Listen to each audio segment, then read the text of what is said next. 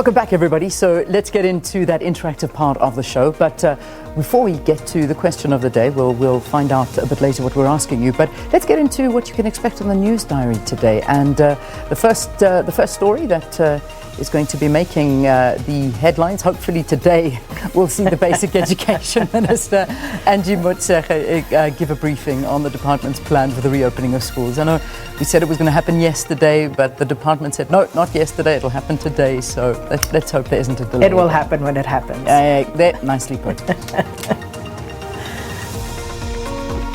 All right, 9 security guards are expected to appear in the Krugersdorp Magistrates Court on Gauteng's West Rand, and this in connection with the recent escape of 37 foreign nationals who were awaiting deportation at the Lindela Repatriation Centre. As of last night, the total number of confirmed COVID-19 cases that South Africa has had to date stands now at 16,433. The number of deaths, 286. It increased by 22 last night. A total of 7,298 people have recovered, which brings the total number of active cases of COVID-19 in South Africa to 8,849.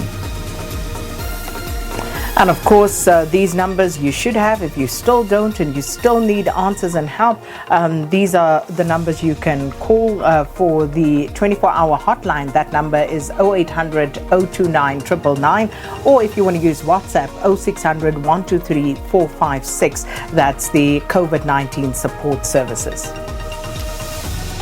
All right, hear these numbers now, and we talk to the Western Cape. Still, bless you, Sakina. The Western Cape still far ahead in terms of infections. They're 10,035. Gauteng, 2,343. The Eastern Cape, 2,052. KwaZulu-Natal, 1,567. The Free State, 163. Limpopo, 88. And Mpumalanga, 76. The Northwest, 72. And the Northern Cape, 37. And then just an overall picture. Tests conducted to date, 475,071. Positive cases now stands at 16,433. We have 7,298 recoveries, 286 fatalities, and the number of active cases now stands at 8,849.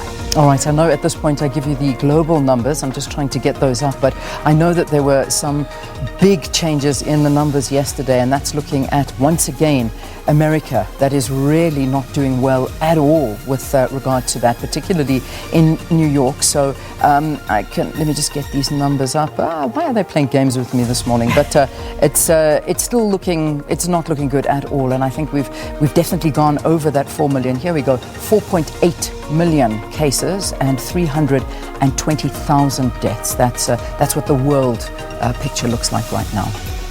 All right, let's move on to those trending topics now.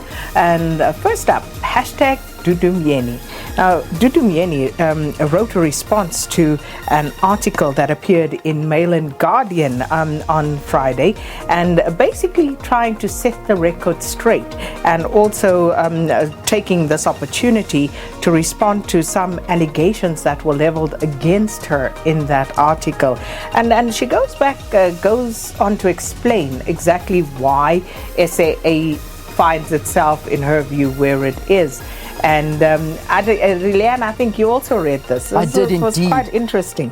I mean, it is well worth a read, and I think it certainly is. She put it on a website. There's a website called blackopinion.co.za. You'll find the letter there, and this is in response to that Mail and Guardian article. And she talks about the different leaders there at SAA, and basically putting a lot out there. So it's well worth your read to try and have a look and see what she's saying. And while this is one line that sort of I can read to you. While it may suit the popular anti-Zuma narrative and agendas to drag my name in writing the SAA obituary, I deem it necessary to remind you of the crucial facts that you and your ilk conveniently choose to forget. And then she goes on to, give us a lot of detail. So go ahead, read it. There's a lot to go through. So, but that letter, you will find it at blackopinion.co.za, that response. And I suppose worth saying, and which is why, there's always for me a problem with this notion of 9 wasted years. Dudumyeni goes right back to Saki Matlozoma appointing Coleman Andrews. Remember remember the sale of those aircraft, the assets at SAA.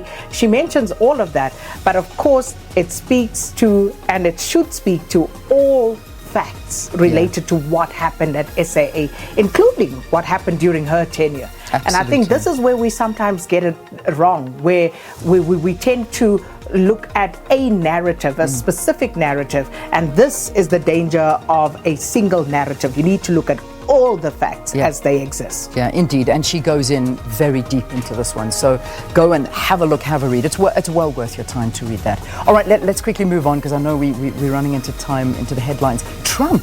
So Donald Trump at the beginning, the president of America, of course, was trending because he came out saying that he himself was taking hydroxychloroquine. Now, the FDA basically said that they warned against its use and said that research showed that it was ineffective.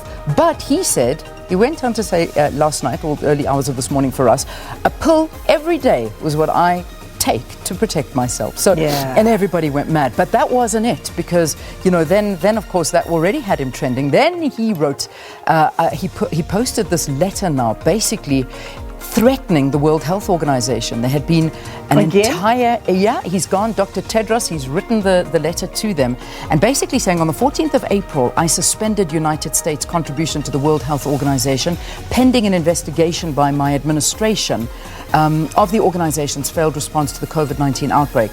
The investigation is now out. He has pinpointed exactly what the WHO had done wrong in conjunction with China and trying to hide a whole bunch of things. It's written in his letter. You'll find it there on Twitter at the moment. And basically what he has now said is that he's giving the WHO 30 days to improve. Otherwise, he will make that temporary freeze of the United States funding to the World Health Organization permanent and reconsider America's membership of the organization.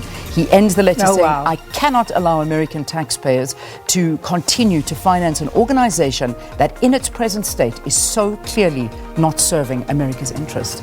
And that's from Donald Trump. It was just tweeted a couple of minutes ago. So what's new? This is a big one. Isn't that Donald Trump who asked about disinfectant that instantly kills the virus, and why people, could we possibly look at something like injecting people with disinfectant? Anyway, I digress. Hashtag lockdown 2020. And of course, we all know what this is about. This is what people have been talking about. So it just continues, Leanne. All right. Well, there you have it. Those are the trending topics for today. And we've given you lots of homework and lots of reading through our trending topics. So go and look at that Dudu Myeni letter, and also read what Donald Trump now has said about the World Health Organization, with the findings from what America have found the World Health Organization did wrong in its response to finding out what was going on in China. So it's quite an interesting one.